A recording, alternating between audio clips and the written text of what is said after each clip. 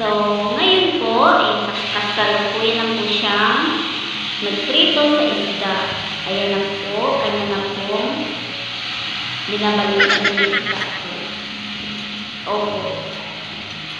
Ang oras po ngayon ay alas 6 na po ng gabi. Siya po ang magluluto ng aming hapunan ngayon dahil po hindi niya po sa kasalukuyang nagustuhan ang aking nilulutong adobong manok kagabi. Meron pa pong natira pero ayaw niya na pong kainin. Kaya po nagluto po siya ng kanyang putahe na iskabitsi. So ngayon po, sobrang pawis na po siya dahil sobrang init ngayon dito sa aming inuupahang boarding house. Dahil po sa sobrang hirap ng aming buhay, ay ayan lang po ang aming electric fan. Dahil po nasira po ang aming isang saban. Ayan po, hindi na po siya gumagana ngayon. Hindi po namin alam kung ano po nangyari. Kaya balikan po natin ang ating tagaluto, ang ating soon-to-be chipot. Ayan, pasensya na po kayo sa aming kaldero na nandyan po sa ilalim dahil ayan lang po talaga aming lagayan. Meron po dyan mga plastic, nilalagay po yan dyan pero aayusin po yan bukas. Ayan po kasi yung nalagay ng aming basura yan, yung mga plastic na yan, kaya iniipon po namin. Tsaka, eto lang po ang aming boarding house. Tutor ko lang po kayo. Ayan po ang aming maliit na ref. Ayan lang po. Tapos yung upuan po namin ay isa lang po. Tapos yung isa, dalawa lang po upuan namin. And then, ayan lang po. Ayan lang po. Ayan. Ayan po yung isang kama namin. Diyan po ako nahiga sa baba. Ayan po. Ayan. Tapos yung TV namin maliit. Tapos yung drawer namin. Ayan. Si Papaga. Si San Benigno. Si Mama Mary. Ayan po. Ito yung mga ichiko-ichiko po. Hindi po nawawala sa amin ang aming efficacy. Dahil po sa amin sa masuan. Magkakit na po.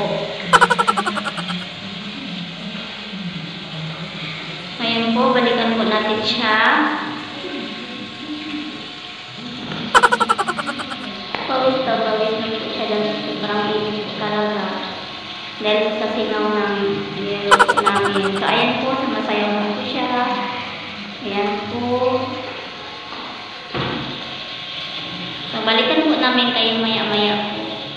A few moments later. So, ready or, niluto na po ang kanyang piniritong isda.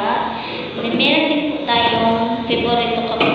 Isa ko po paboritong ulam ay ang lato. Paborito ko po talaga ito, kaya binibili niya po. Ito po ang papakita ko sa inyo, ang hindi niya po nagustuhan ang aking nilutong manok. Adobo. Masarap naman po siya tingnan, pero hindi ko po alam bakit ayaw niyang kainin. Masarap naman po talaga siya. Masarap naman po talaga ako magluto. Pero hayaan na lang po natin kung bakit ayaw niyang kainin na. So, ito po ang ice cream namin. Ay, hindi pala ice cream. Isda pala po.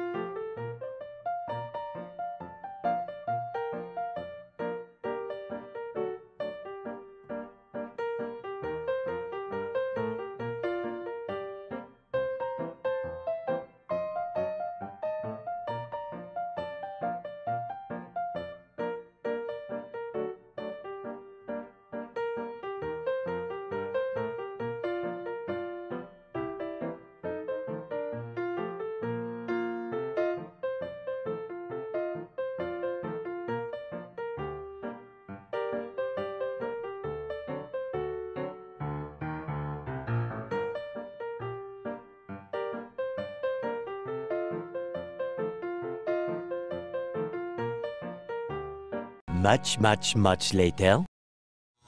So, ito na po guys, naluto na po. So, ngayon po, kakain na po kami. Thank you for watching everyone. Bye! Please don't forget to like and subscribe.